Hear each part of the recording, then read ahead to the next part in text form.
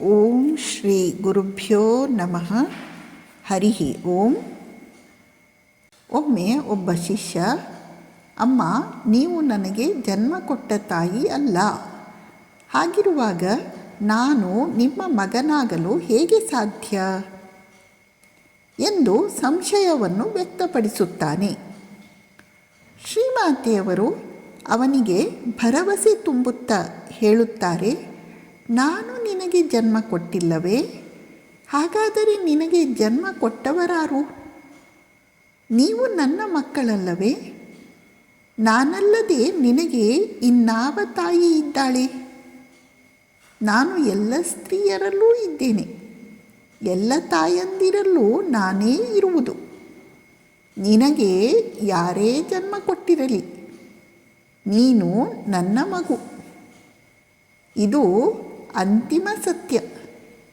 ಶ್ರೀಮಾತೆಯವರು ಎಲ್ಲ ಸ್ತ್ರೀಯರ ಒಳಗಡೆ ಇದ್ದಾರೆ.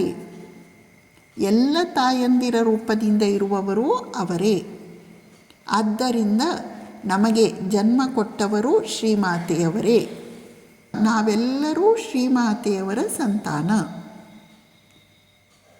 ಇನ್ನೊಮ್ಮೆ ಒಬ್ಬ ಶಿಷ್ಯ ಪ್ರಶ್ನೆ ಕೇಳುತ್ತಾನೆ, ಅಮ್ಮ, ನಾನೊಬ್ಬ ಹಳ್ಳಿ ಹುಡುಗ.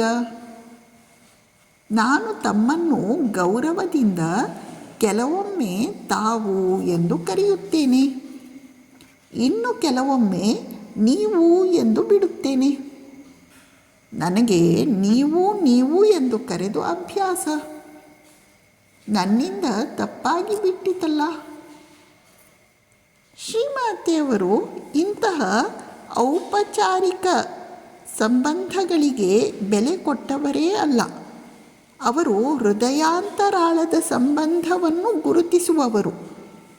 ಅವರಿಗೆ ನೀವು ಅಂತ ಕರೆದ್ರು, ನೀನು ಅಂತ ಕರೆದ್ರು, ತಾವು ಅಂತ ಕರೆದ್ರು ಏನೂ ವ್ಯತ್ಯಾಸ ಇಲ್ಲ.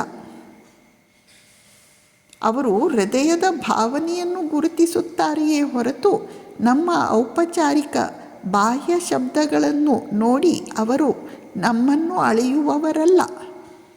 ಆದ್ದರಿಂದ ಶ್ರೀಮಾತೆಯವರು ಅವನ ಸಂದೇಹಕ್ಕೆ ಉತ್ತರಿಸುತ್ತಾರೆ, ಅದರಲ್ಲಿ ತಪ್ಪೇನಿದೆ ಮಗು ತನ್ನ ತಾಯಿಯನ್ನು ಅಷ್ಟೆಲ್ಲ ಲೆಕ್ಕಾಚಾರ ಮಾಡಿ ಕರೆಯುತ್ತದೆಯೇ? ಮಗು ತನ್ನ ತಾಯಿಯನ್ನು ಅಷ್ಟೆಲ್ಲ ಲೆಕ್ಕಾಚಾರ ಮಾಡಿ ಕರೆಯುತ್ತದೆಯೇ? ಇಲ್ಲ.